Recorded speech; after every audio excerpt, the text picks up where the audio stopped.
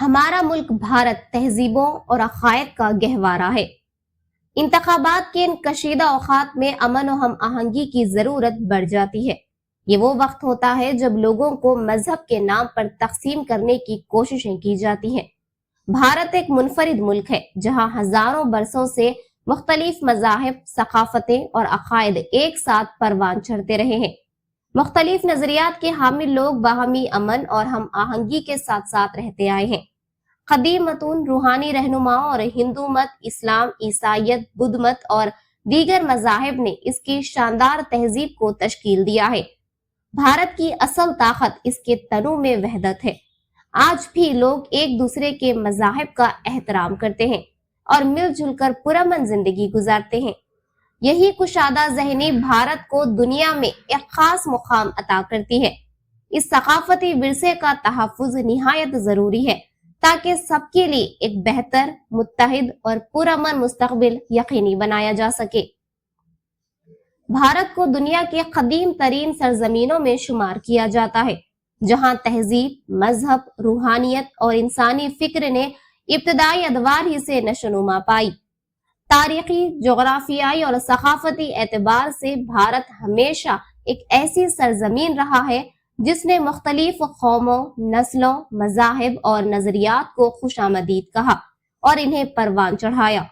اسی لیے بھارت کو اکثر تہذیبوں اور ادیان کا گہوارہ کہا جاتا ہے۔ مختلف مذاہب سے تعلق رکھنے والے لوگ ایک ہی محلوں اور دیہاتوں میں پرامن طور پر ساتھ رہتے ہیں۔ مذاہب کے درمیان پرامن بقائے باہمی اور باہمی احترام بھارت کو دنیا کے کئی دیگر ممالک سے ممتاز بناتا ہے۔ آج جب دنیا کے کئی حصے مذہبی انتہا پسندی، ثقافتی تصادم اور عدم برداشت جیسے مسائل کا سامنا کر رہے ہیں، بھارت اس بات کی مثال پیش کرتا ہے کہ کس طرح مختلف برادریاں امن اور احترام کے ساتھ ایک ساتھ رہ سکتی ہیں۔ بھارت کے اس متنوع اور عظیم ورثے کا تحفظ اور اسے آنے والی نسلوں تک منتقل کرنا نہایت اہم ہے۔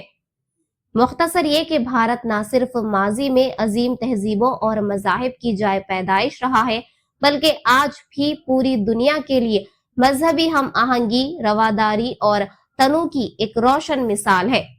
ہم دنیا کے دیگر ممالک کی طرح کوئی عام ملک نہیں ہے۔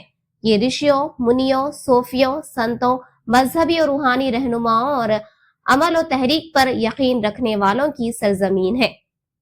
اس کی جڑیں ہزاروں برس پرانی ہیں۔ بھارت ہمیشہ سے مذہب، روحانیت اور اخلاقیات کا عالمی مرکز رہا ہے۔ ایک ایسی جگہ جہاں ہر نظریہ، مکاتب فکر اور تحریک کو نہ صرف خوش آمدید کہا گیا بلکہ اسے پروان بھی چڑھایا گیا۔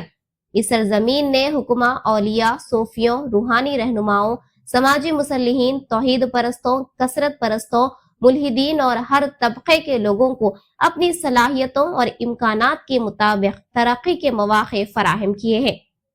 زندگی کے مختلف شعبوں میں نظر آنے والی اور پوشیدہ کشیدگیوں اور طرز زندگی و فلسفوں کے اختلافات کے باوجود یہ زندہ حقیقت ہے کہ تقریباً 1.3 ارب کی آبادی، جو دنیا کی تقریباً 1/6 حصہ ہے، ہماری مشترکہ کامیابیوں اور حصولیابیوں پر فخر کرتی ہے۔